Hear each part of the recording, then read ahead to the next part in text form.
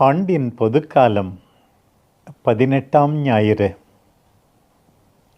அவர்கள் போக வேண்டியதில்லை, நீங்களே அவர்களுக்கு உணவு கொடுங்கள் என்றுரைத்த ஆண்டவரே.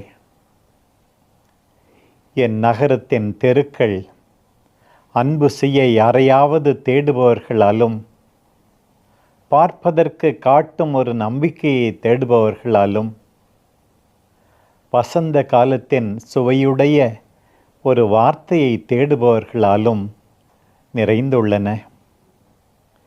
இதை பார்க்கும்போது நான் சோகமடைந்து, இத்தனை தேவைகளையும் நிறைவு செய்ய வேண்டிய பொறுப்பு யாருடையது என்று எனக்குள்ளே கேட்டுக்கொள்கிறேன். ஆண்டவரே, நான் என்னவாக இருக்கின்றேனோ, என்னிடம் என்ன கொஞ்சமாக இருக்கிறதோ அதை அவர்களோடு பகிர்ந்து கொள்ள வேண்டியது என் கடமை என்று நீர் எனக்கு கூறுகிறீர். நீர் எனக்கு கொடுத்த நம்பிக்கையையும் வார்த்தைகளையும் இந்த என் சகோதர சகோதரிகளுக்கு சொல்ல வேண்டியது என் கடமை.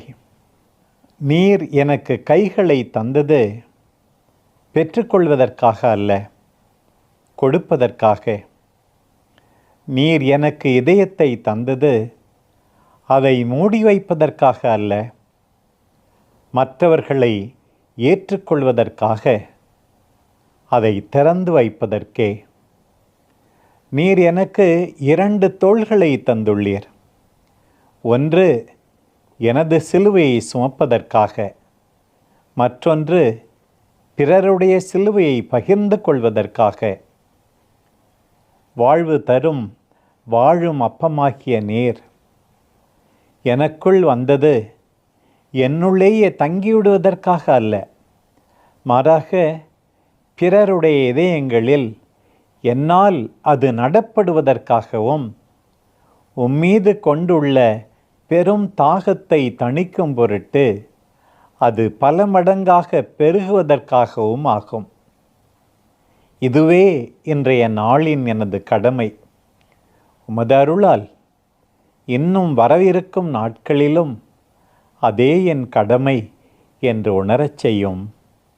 ஆமென்.